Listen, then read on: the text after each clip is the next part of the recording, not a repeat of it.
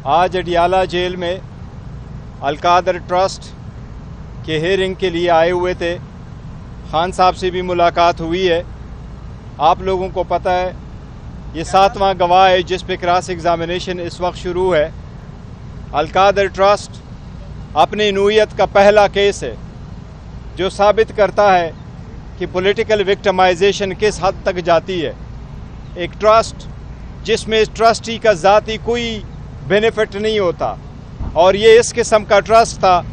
जिस तरीके से शौकत खानम हॉस्पिटल है, जिस तरीके से नमल यूनिवर्सिटी है, और इस यूनिवर्सिटी में अलकादर में जिसमें बच्चे इस्लामी तालीम हासिल कर रहे थे फ्री ऑफ कास्ट, जिसमें ट्रस्टी यानी खान साहब का ट्रस्टी होने के सिवा और कोई ज़ाती बेनिफिट नहीं है, और जिसमें प्रोसिक्यूशन के गवाह ने ये एडमिट भी किया है कि इसमें से खान साहब ने ज़ाती तौर पर इस केस में कोई बेनिफिट नहीं लिया है।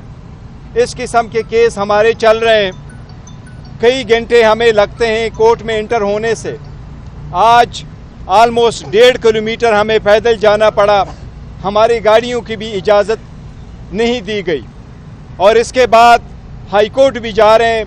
हाई कोर्टों में भी ये केसेस पेंडिंग है।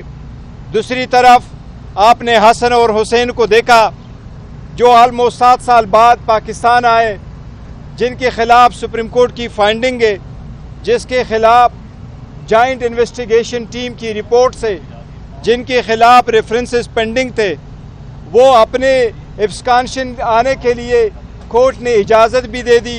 वो एक दिन पेश हो गए और दूसरे दिन उनके सारे के सारे केसेस ख़त्म हो गए।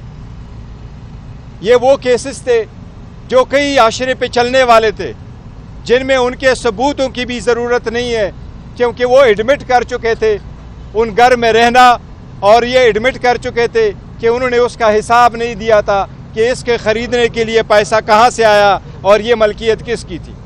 आज भी एवन फील्ड एक मुअम्मा है, किसी को नहीं पता ये किसकी मलकियत है, ये कितने पैसों से ख़रीदी गई, कब कैसी ख़रीदी गई, ये आज भी ये मुअम्मा हल नहीं हुआ है। जबकि इसमें इन्वॉल्व सारे जो एलिमेंट्स थे, सारे कैरेक्टर्स थे, वो इक्विट भी हो गए। हम अदलिया से ये दरख्वास्त करते हैं कि हमें भी 45 साल इंतज़ार करके फिर ये न कहना कि इंसाफ नहीं हुआ था, ड्यू प्रोसेस नहीं फॉलो हुआ है। आपके होते हुए हम इंतज़ार कर रहे हैं, अदलिया पे एतमाद करते हैं, अदलिया से उम्मीद रखे हुए हैं, हमें भी इंसाफ जल्द से जल्द दिया जाए, उसी तरीके से जिस तरीके से इन लोगों को जल्दी इंसाफ मिलता है। जबकि हमारे साथ ज़्यादतियाँ हुई है। साथ ही साथ खान साहब के साथ आज पॉलिटिकल मामलात पे भी बात हुई है, और पॉलिटिकल मामलात पे अफ़गानिस्तान के सिचुएशन पे भी बड़ा कंसर्न है। अफ़गानिस्तान के साथ ऐसे मामलात कभी PTI के दौर में नहीं हुए, इसलिए हम समझते हैं कि यह हुकूमत की नाक़िस फॉरेन पॉलिसी की वजह से, नाक़िस पॉलिसी की वजह से ये सारे खदशात ऐसे आते हैं। हम उम्मीद करते हैं कि इंशाअल्लाह पाकिस्तान के दिफा में कोई कसर नहीं रखी जाएगी, और हमारे फोर्सेस हमतन पाकिस्तान के दिफा में मजबूत है, और इंशाअल्लाह ताला दिफा में कोशिश करते रहेंगे।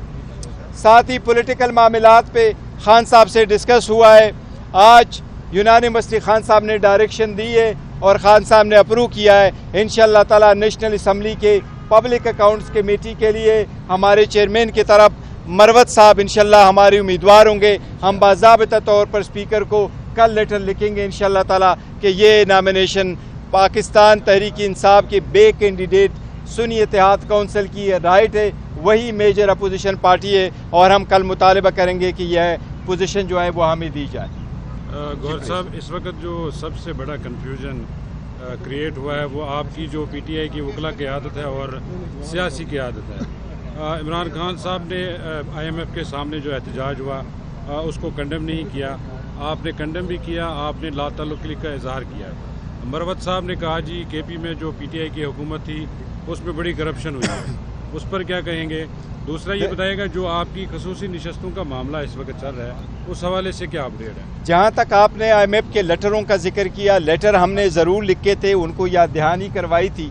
जहाँ तक अमेरिका में प्रोटेस्ट की इजाज़त है, वो ओवरसीज़ पाकिस्तानी अपने मुल्क के मुताबिक अपना पॉलिटिक्स करते हैं। हमने यहाँ से कोई ऑर्गेनाइज करके नहीं भेजा है कि आप ऑर्गेनाइज करें प्रोटेस्ट। वो अगर अपने तरफ से करते हैं तो हम उनको रोक नहीं सकते। वो पाकिस्तानीज़ है और वो ओवरसीज़ पाकिस्तानीज़ है, वो अमेरिकन पाकिस्तानीज़ है, तो उनके अपने मुल्क के मुताबिक जो पॉलिटिक्स वो करते हैं वो ये उनका राइट है। जहाँ तक रिज़र्व सीट का है, रिज़र्व सीट पे हम सारे मुतफिक हैं और मुतफिका तौर पर ये हमारा वर्शन है कि आर्टिकल 51 के मुताबिक किसी भी पॉलिटिकल पार्टी को उसकी जीती हुई सीटों से ज़्यादा सीटें नहीं मिल सकती।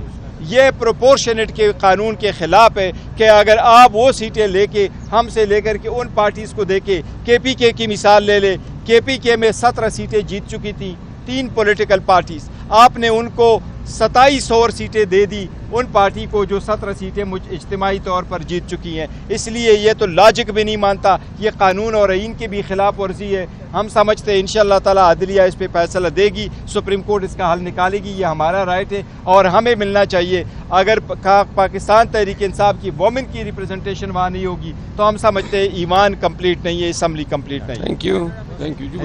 Thank you ji, thank you.